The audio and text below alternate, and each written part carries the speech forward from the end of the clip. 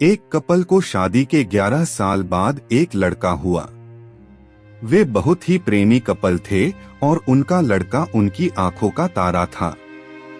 एक सुबह जब वह लड़का तकरीबन 2 साल का था, पति ने एक दवाई की बोतल खुली देखी।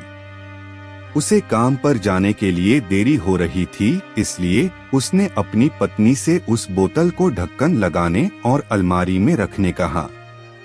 लड़के की मम्मी रसोई घर में तल्लीन थी, वो ये बात पूरी तरह से भूल गई थी। लड़के ने वो बोतल देखी और खेलने के इरादे से उस बोतल की ओर गया। बोतल के कलर ने उसे मोह लिया था, इसलिए उसने उसमें की दवाई पूरी पी ली थी।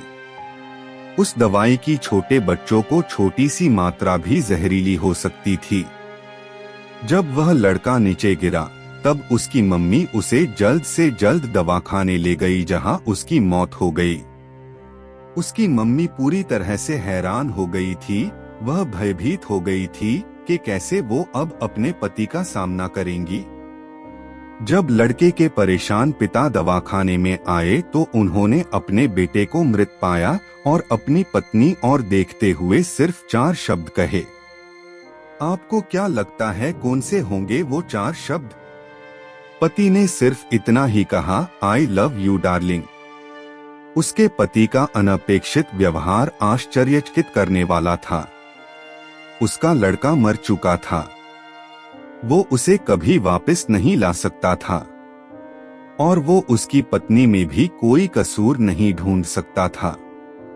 इसके अलावा आगे उसने खुद ने वह बोतल उठा के बाजू में रख दी होती तो आज उसके साथ यह सब न होता। वो किसी पर भी आरोप नहीं लगा सकता था। उसकी पत्नी ने भी उनका एकलौता बेटा खो दिया था। उस समय उसे सिर्फ अपने पति से सहानुभूति और दिलासा चाहिए थी, और यही उसके पति ने उस समय उसे दिया।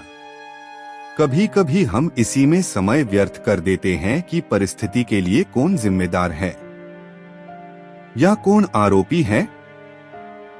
ये सब हमारे आपसी रिश्तों में होता है। जहां जॉब करते हैं वहां या जिन लोगों को हम जानते हैं उस सभी के साथ होता है, और परिस्थिति के आवेश में आकर हम अपने रिश्तों को भूल जाते हैं और एक दूसरे का सहारा बनने के बजाय एक दूसरे पर आरोप लगाते हैं। कुछ भी हो जाए, हम उस व्यक्ति को कभी भी नहीं भूल सकते जिसे हम प्रेम करते हैं। इसीलिए जीवन में जो आसान है उसे प्रेम करो। आपके पास अभी जो है उसे जमा करो और अपनी तकलीफों को विचार कर कर के बढ़ाने के बजाय उन्हें भूल जाओ।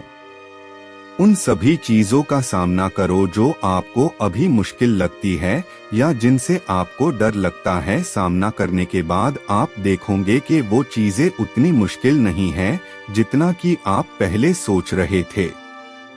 हमें परिस्थिति को समझकर ही लोगों के साथ व्यवहार करना चाहिए और लोगों के कठिन परिस्थितियों में उनका हमदर्द बनना चाहिए। दोस्तों, इस तरह की प्रेरणादायक कहानियां पढ़कर हमें काफी कुछ सीखने को मिलता है।